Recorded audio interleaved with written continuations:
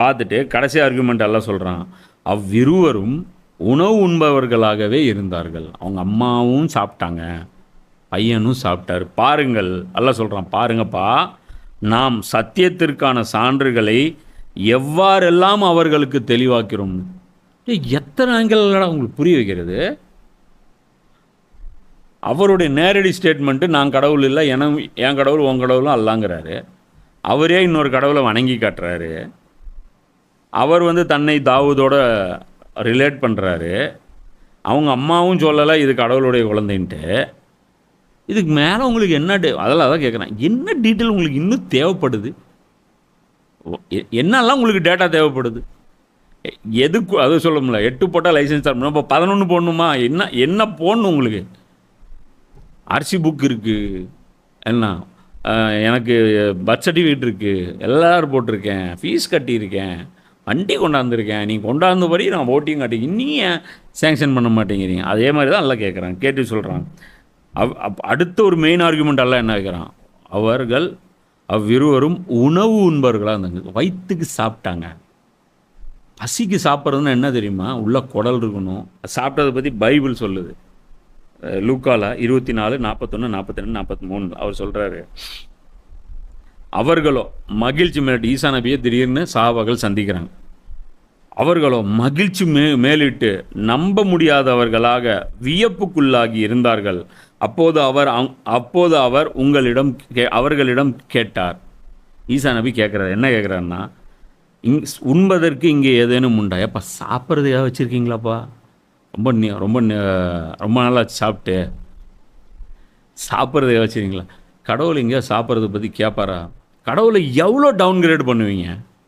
ஈசா நபியை நீங்கள் கடவுள் தன்மை கொடுக்கறதுனால எவ்வளோ பெரிய ஃபர்ஸ்ட். அதனால தான் குரான் சொல்லுது, இவங்களுக்கு கிளாரிட்டியே கிடையாது.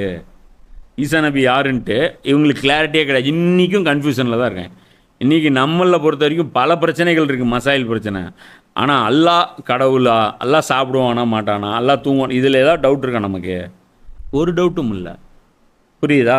அதில் அவர் சொல்கிறாரு, இது சொன்ன உடனே சஹாபாக்களிடம் அவரோட கேட்டவுடனே அவர்கள் வேக வைத்த மீன் துண்டு ஒன்றை அவரிடம் கொடுத்தார்கள். மீன் துண்டு வேக வச்சது ஈசா நபி கொடுக்குறேன். அதை அவர் எடுத்து அவர்கள் முன் அமர்ந்து உண்டார். அந்த மீன் துண்டு அவர் சாப்பிட்டாரு. அது குரான்லேயும் பார்த்தீங்கன்னா ஈசா நபி, அதாவது மரியம் அலைஹிஸ்ஸலாம் பற்றி ஆல இம்ரானில் வந்துச்சுல, அந்த இடத்துல கூட என்ன வந்துச்சு, மரியமுக்கு வானத்திலேருந்து உணவு வந்துச்சு, அவங்க சாப்பிட்டுட்டு இருந்தேன். அவங்களும் புனிதமான ஆன்மா கிடையாது, அவங்களும் ஹியூமன் தான், அவர் பையனும் ஹியூமன் தான். போதாத ரெஃபரன்ஸ் அதான் கேட்குறான். அவ்விருவரும் உண்பவர்களாகவே இருந்தார்கள். பாருங்கள், நாம் சத்தியத்திற்கான சான்றுகளை எவ்வாறெல்லாம் அவர்களுக்கு தெளிவாக்கிறோம்.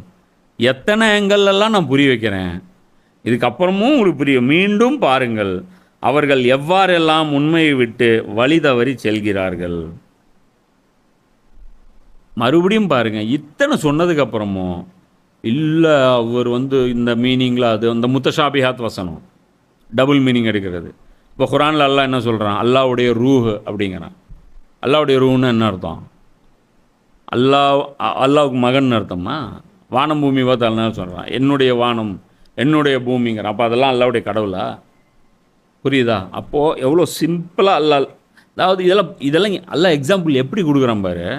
ரொம்ப காம்ப்ளிகேட்டட்லாம் கொடுக்கல. அல்லாஹ் நினச்சிருந்தா பயங்கரமான எக்ஸாம்பிள் கொடுத்துருக்கலாம். இது ஒரு பாமர ரோட்டில் வரணும் புரியணும். தாயோட வயிற்றில் இருந்தார்ல, அப்போது படிப்படியாக வளர்ந்தாரா இல்லையா?